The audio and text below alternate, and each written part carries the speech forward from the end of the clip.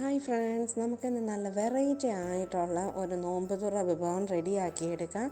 അതിന് വേണ്ടിയിട്ട് നമുക്ക് എന്തെല്ലാം ചേരുവകൾ വേണമെന്നൊന്ന് നോക്കാം. അതിനായിട്ട് നമ്മളിപ്പം ഒരു 1.5 കപ്പ് മൈദയാണ് എടുത്തേക്കുന്നത്. അതിലേക്ക് ആവശ്യത്തിനുള്ള ഉപ്പും ചേർത്തിട്ട് നന്നായിട്ട് നമുക്ക് മിക്സ് ചെയ്ത് കൊടുക്കണം. അതിനുശേഷം കുറേശ്ശെയായിട്ട് വെള്ളം ഒഴിച്ച് നന്നായിട്ടൊന്ന് കുഴച്ചെടുക്കണം. നമ്മൾ ചപ്പാത്തിക്കൊക്കെ മാവ് കുഴയ്ക്കുന്നത് പോലെ തന്നെ നല്ല സോഫ്റ്റായിട്ട് വേണം കുഴച്ചെടുക്കാമെന്ന്. ഇനി ഇതിലേക്ക് ഒരു 2 ടേബിൾ സ്പൂൺ എണ്ണയും കൂടെ ഒഴിച്ച് നന്നായിട്ട് കുഴച്ചെടുക്കണം. ഒന്ന് കുഴച്ച് വെച്ച് ഒരു 10-15 മിനിറ്റ് റെസ്റ്റ് ചെയ്യാൻ വെക്കുകയാണെങ്കിൽ ഒന്നും കൂടെ നല്ല സോഫ്റ്റാകും നമ്മുടെ ഈ ഒരു ബാറ്റർ.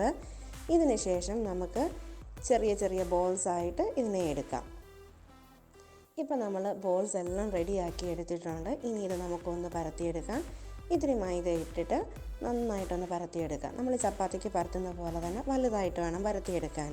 ഇനി നമുക്ക് ഇതിൻ്റെ ഫില്ലിങ് റെഡിയാക്കാൻ വേണ്ടിയിട്ട് 2-3 ടേബിൾ സ്പൂൺ എണ്ണ ഒഴിച്ച് സൺഫ്ലവർ ഓയിലാണ് യൂസ് ചെയ്തേക്കുന്നത്. ഒരു മീഡിയം സൈസ് സവാളയും ഒരു 3 പച്ചകളും നമ്മുടെ എരിവിനനുസരിച്ചിട്ട് ചേർത്ത് കൊടുക്കാം. പിന്നെ ഇതിലേക്ക് ആവശ്യത്തിനുള്ള ഉപ്പും കൂടി ഇട്ട് നന്നായിട്ട് വഴട്ടി. ഇപ്പം ഉള്ളിയുടെ കളറൊക്കെ ഒന്ന് മാറി. ഇനി ഇതിലേക്ക് അര ടീസ്പൂൺ മഞ്ഞൾപ്പൊടി, അര ടീസ്പൂൺ ജീരകപ്പൊടി, അര ടീസ്പൂൺ മുളക് പൊടി, അര ടീസ്പൂൺ ജീരകപ്പൊടി, ഇതെല്ലാം കൂടിയിട്ട് നന്നായിട്ടൊന്ന് മിക്സ് ചെയ്ത് അതിൻ്റെ ആ ഒരു റോസ് സ്മെല്ലൊക്കെ മാറിയതിന് ശേഷം നമ്മൾ വേവിച്ച് വെച്ചേക്കുന്ന ചിക്കനും കൂടെ ആഡ് ചെയ്ത് കൊടുക്കണം. ജിഞ്ചർ ഗാർലിക് പേസ്റ്റും മഞ്ഞൾപ്പൊടിയും കുരുമുളക് പൊടിയും ഒക്കെ ഇട്ട് വേവിച്ചെടുത്തതാണ്. ഇപ്പം നമ്മുടെ ഫില്ലിങ് റെഡി ആയിട്ടുണ്ട്. ഇനി നമ്മൾ പരത്തി വെച്ച ചപ്പാത്തിയെ 4ആയിട്ടൊന്ന് കട്ട് ചെയ്തെടുക്കണം. ഇനി നമ്മൾ ഈ കട്ട് ചെയ്ത് വെച്ച ഓരോ പീസിലേക്കുമാണ് റെഡിയാക്കി വെച്ചേക്കുന്ന ഫില്ലിങ് വെച്ച് കൊടുക്കുന്നത്. ഫില്ലിങ് വെച്ചതിന് ശേഷം ഇത് നന്നായിട്ട് ഇതിൻ്റെ 4 സൈഡ് നന്നായിട്ട് നമുക്കൊന്ന് ഇങ്ങനെ ചുരുട്ടി എടുക്കണം. പുറത്തൊന്നും പോകാത്ത വിധത്തിൽ വേണം നമ്മളിങ്ങനെ ചെയ്തെടുക്കാൻ വേണ്ടിയിട്ട്. നോമ്പ് സമയത്തൊക്കെ നമുക്ക് ട്രൈ ചെയ്യാൻ പറ്റുന്ന നല്ല വെറൈറ്റി ആയിട്ടുള്ള ഒരു സ്നാക്കാണ്. അപ്പോൾ എല്ലാവരും ഇതൊന്ന് ട്രൈ ചെയ്ത് നോക്കണേ. നമ്മൾ നോർമലി എപ്പോഴും സമൂസയും കട്ട്ലറ്റും അങ്ങനെയൊക്കെ ഉള്ളതായിരിക്കും ഈസി ആയിട്ട് ഉണ്ടാക്കുന്നത്.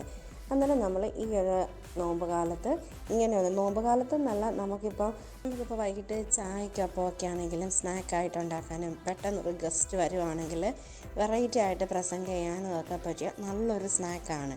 ഇപ്പം നമ്മൾ എല്ലാ ബോൾസിലും ഫില്ലിംഗ് ഒക്കെ നിറച്ച് നന്നായിട്ട് ഷേപ്പ് ചെയ്തെടുത്തിട്ടുണ്ട്. ഇനി നമ്മളിതിപ്പം ഫ്രൈ ചെയ്തെടുക്കാൻ പോകുന്നത് സൺഫ്ലവർ ഓയിലാണ്.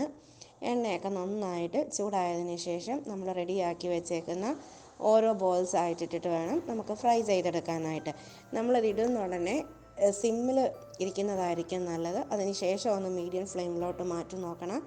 പെട്ടെന്ന് ഇത് ഹൈ ഫ്ലെയിമിലേക്ക് മാറ്റുകയാണെങ്കിൽ അതിൻ്റെ ഉൾഭാഗം ഒന്നും വേകാതെ കളറ് മാത്രം മാറും. ജസ്റ്റ് ഒരു ക്രിസ്പിനെസ് കാണും, പക്ഷേ അകത്തോട്ട് വേകാതെ ഇരിക്കും. അപ്പോൾ നമ്മൾ സിമ്മിലിട്ടിട്ട് വേണം തിരിച്ച് മറിച്ച് വിട്ട് ഇത് ഫ്രൈ ചെയ്തെടുക്കാൻ വേണ്ടിയിട്ട്. പിന്നെ എൻ്റെ ചാനൽ സബ്സ്ക്രൈബ് ചെയ്യാതെ കാണുന്നവരൊക്കെ ഒന്ന് സബ്സ്ക്രൈബ് ചെയ്യണേ. നിങ്ങൾ ഈ റെസിപ്പീസൊക്കെ ട്രൈ ചെയ്ത് നോക്കിയിട്ട് നിങ്ങളുടെ കമൻസും അറിയിക്കണേ. ഇപ്പം നമ്മുടെ സ്നാക്കൊക്കെ റെഡി ആയിട്ടുണ്ട്. നല്ല ബ്രൗൺ കളറിൽ കിട്ടിയിട്ടുണ്ട്.